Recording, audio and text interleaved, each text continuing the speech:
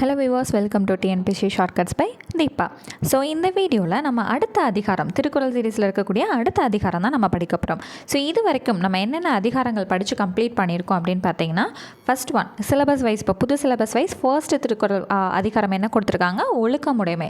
So புத்தகத்தில் 10 திருக்குறளுமே இருந்துச்சு, நம்ம 10 திருக்குறளுமே வந்து கம்ப்ளீட் பண்ணிட்டோம். ஸோ ஃபுல்லாக நீங்கள் படிக்கணும்னு நினச்சிங்கன்னா திருக்குறள் நியூ சிலபஸ் 2025 அப்படிங்கிற பிளேலிஸ்ட் வந்து நம்ம கிரியேட் பண்ணியிருப்போம். அதில் நீங்கள் செக் பண்ணி பார்த்து படிச்சுக்கலாம். சரிங்களா? அடுத்து ரெண்டாவது அதிகாரம் பொறையுடைமை வந்து கொடுத்துருந்தாங்க. அதுவுமே கம்ப்ளீட்டாக நம்மளோட புக்கில் இருந்துச்சு. ஸோ அதுவுமே ஃபுல்லாக வந்து நம்ம படிச்சிட்டோம். அடுத்து வந்து பார்த்திங்கன்னா மூணாவது ஊக்கமுடைமை. ஸோ ஊக்கமுடைமை அதிகாரத்தில் 4 திருக்குறள் மட்டும் தான் நம்ம ஸ்கூல் புக்கில் இருக்குது. ஓகேங்களா? அடுத்தது வந்து பார்த்திங்க அப்படின்னா விருந்தோம்பல் அதிகாரம். அதில் 2 திருக்குறள் தான் நமக்கு இடம்பெற்றிருக்கு ஸ்கூல் புக்கில். ஸோ நமக்கு என்னது 10ஆம் வகுப்பு தரம் அப்படிங்கிறத கொடுத்துருக்காங்க. ஸோ நமக்கு ஸ்கூல் புக்கில் எல்லா சைடும் நம்ம தேடி பார்த்தாச்சு. ஓகேங்களா?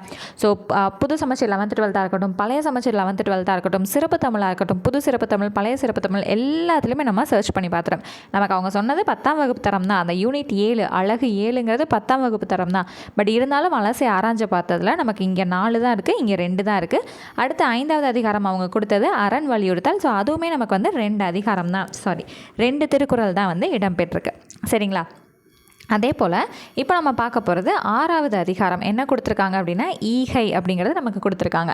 அந்த ஈகையுமே வந்து பார்த்திங்கன்னா ஃபுல்லாக சர்ச் பண்ணி பார்த்ததில் இந்த 2 திருக்குறள் மட்டும்தான் நமக்கு ஸ்கூல் புக்கில் அவைலபிளாக இருக்குது. சரிங்களா? இது எந்த ஸ்டாண்டர்ட் மேம், இது என்ன புக் அப்படின்னு கேட்டிங்கன்னா 6th ஸ்டாண்டர்ட் இயல் 8. ஃபுல் புக்காக இருந்துச்சுன்னா இயல் 8ங்க. இதே டேர்ம் புக், பருவம் வாரியாக நீங்கள் புக் வச்சுருந்தீங்க அப்படின்னா 3வது பருவத்தில் இருக்கக்கூடிய 2வது இயல். சரிங்களா? ஃபுல் புக்கில் இயல் 8ன்னு சொன்னேன் இல்லைங்களா? அதுபடி பார்க்கும்போது இதோட பேஜ் நம்பர் 184. சரிங்களா? இந்த டேர்ம் புக் வைஸ் பார்க்கும்போது இதோட பேஜ் நம்பர் வந்து பார்த்திங்கன்னா 38. ஸோ போன அதிகாரம் அரண் வலியுறுத்தல் பார்த்தோம் இல்லைங்களா? அது அப்படியே எக்ஸாக்டாக இதுக்கு மேலே தான் இருக்கான். இதுக்கு அடுத்து தான் யார் இருக்கா, ஈகை வந்து இருக்குது. சரி, ஈகை அப்படிங்கிற அதிகாரத்தில் 2 அவைலபிளாக இருக்குதுன்னு தெரிஞ்சிருச்சு. அந்த 2 திருக்குறள் என்ன, அதோட பொருள் என்ன கொடுத்துருக்காங்க அப்படிங்கிறத நம்ம தெரிஞ்சுக்கலாமா? ஸோ முதல் திருக்குறள் பாருங்களேன். வறியவர்க்கு ஒன்று ஈவதே ஈகை மற்று எல்லாம் குறி எதிர்ப்பை நீரது உடைத்து. ஒரு தடவை ரீட் பண்ணி பார்ப்போமா? வரியாருக்கு ஒன்று ஈவதை ஈகை மற்று எல்லாம் குறி எதிர்ப்பை நீரது உடைத்து. சரிங்களா? சரிங்க, எல்லாம் சரிங்க. இப்போ இந்த ஈகையோட பொருளே தெரியாமல் நான் எப்படிங்க இந்த அதிகாரத்தை படிக்கிறது? ஈகையோட பொருள் என்னன்னு எனக்கு சொல்லுங்களேன் அப்படின்னு வந்து கேட்டிங்கன்னா, ஈகை அப்படின்னா ஒன்றுமே இல்லைங்க. இப்போது உங்கள்கிட்ட எல்லாமே இருக்குது, உங்களுக்கு ஆப்போசிட்டில் இருக்கவங்களுக்கு சில தேவை இருக்குது. சரிங்களா? அவங்களால அது வாய் விட்டு கேட்கவும் இல்லை, கேட்குறாங்களோ கேட்கலையோ அவங்களுக்கு ஏதோ ஒரு தேவை இருக்குது. அந்த தேவையை நீங்கள் எந்த ஒரு எதிர்பார்ப்பும் இல்லாமல் உங்கள் கைகளால் நீங்கள் கொடுக்குறீங்கன்னா அதுக்கு பேர் தான் ஈகை. சரிங்களா?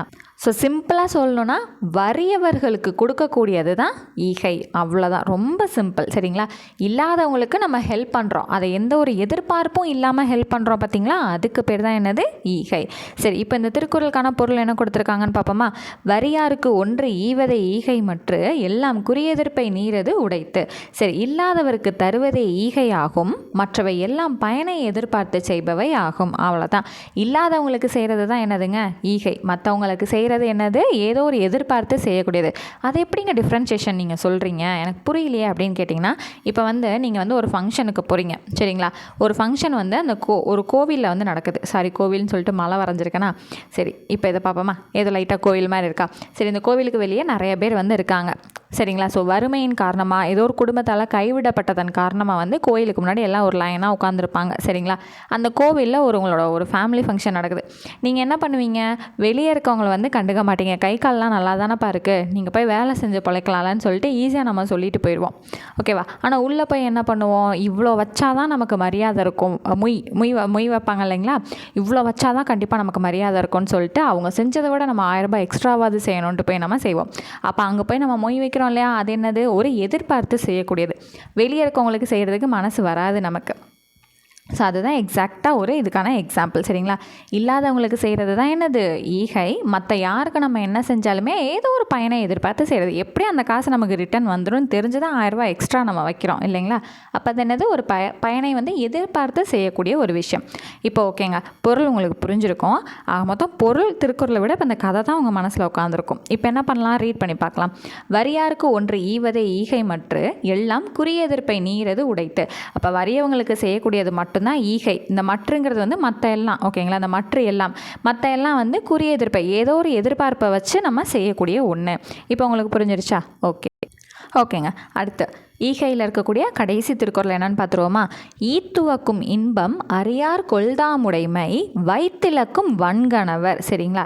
சரி, இப்போ இதோட பொருள் என்ன கொடுத்துருக்காங்க? இல்லாதவருக்கு தருவதால் உண்டாகும் இன்பத்தை அறியாதவர்கள் பொருளை சேர்த்து வைத்து பின் அதனை இழந்து விடுவார்கள். ஸோ இப்போ எக்ஸாக்டாக உங்களுக்கு திருக்குறள் புரிஞ்சிச்சோ இல்லையோ அதோட பொருள் நல்லாவே புரிஞ்சிருக்கும் இல்லையா? இல்லாதவங்களுக்கு கொடுக்கறதுக்கு ரொம்ப யோசிப்போம். ஐயோ அவனுக்கு கொடுத்தா நம்மக்கிட்ட இருந்து கொஞ்சம் குறைஞ்சு போயிடுமே, நம்ம எதுக்கு அவனுக்கு கொடுக்கணும்னு சொல்லிட்டு இந்த மாதிரி சேர்த்து வச்சுட்டே இருந்துட்டு கடைசியில் மொத்தமாக ஒரு இடத்துல என்ன பண்ணிடுவோம்? இழந்துருவோம் அப்படிங்கிறத சொல்கிறாங்க. இல்லாதவங்களுக்கு கொடுக்கறதுக்கு யோசிக்கிறவங்க, அதாவது எப்படி சொல்கிறதுனா, இல்லாதவங்களுக்கு கொடுக்கறதுக்கு யோசிப்பாங்க, அதோட மகிழ்ச்சி வந்து அவங்களுக்கு தெரியாது. இல்லாதவங்களுக்கு கொடுத்து சந்தோஷப்படுறவங்க எத்தனையோ பேர் வந்து இருப்பாங்க. ஆனால் அந்த மகிழ்ச்சியை உணராதவங்க தான் என்ன பண்ணுறாங்க? சேர்த்து வச்சுட்டே இருந்து கடைசியாக ஒரு இடத்துல என்ன பண்ணிடுவாங்க? அது எல்லாத்தையுமே இழந்துடுவாங்க அப்படிங்கிற விஷயத்தை இங்கே வள்ளுவர் வந்து தெரியப்படுத்தியிருக்காரு. அதை தான் என்ன திருக்குறள் மூலமாக தெரியப்படுத்தியிருக்காரு? ஈத்துவக்கும் இன்பம் அறியார்கொள் தாமுடைமை வைத்திழக்கும் வன்கணவர்.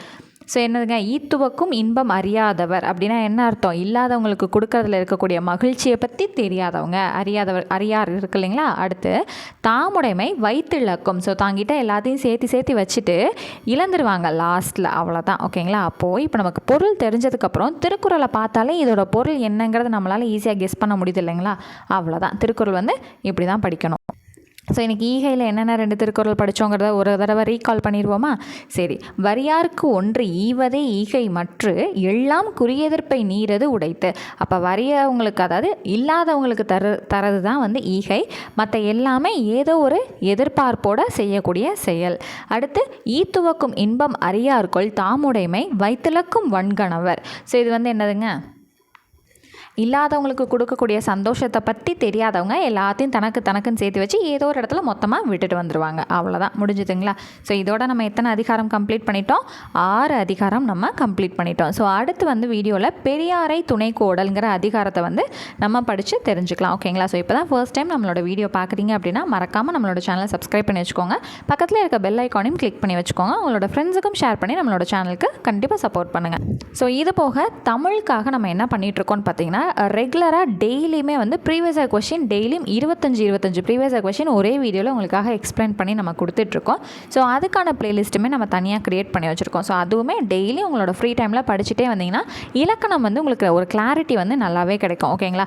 கண்டிப்பாக இலக்கணத்துக்கு அந்த ப்ளேலிஸ்ட் வந்து நீங்கள் யூஸ் பண்ணிக்கோங்க. ரொம்பவே யூஸ்ஃபுல்லாக வந்து இருக்கும். உங்களுக்கு இருக்கக்கூடிய நிறைய டவுட்ஸை வந்து அது கிளியர் பண்ணும். ஸோ நெக்ஸ்ட் கிளாஸில் மீட் பண்ணுறேன். தேங்க்யூ.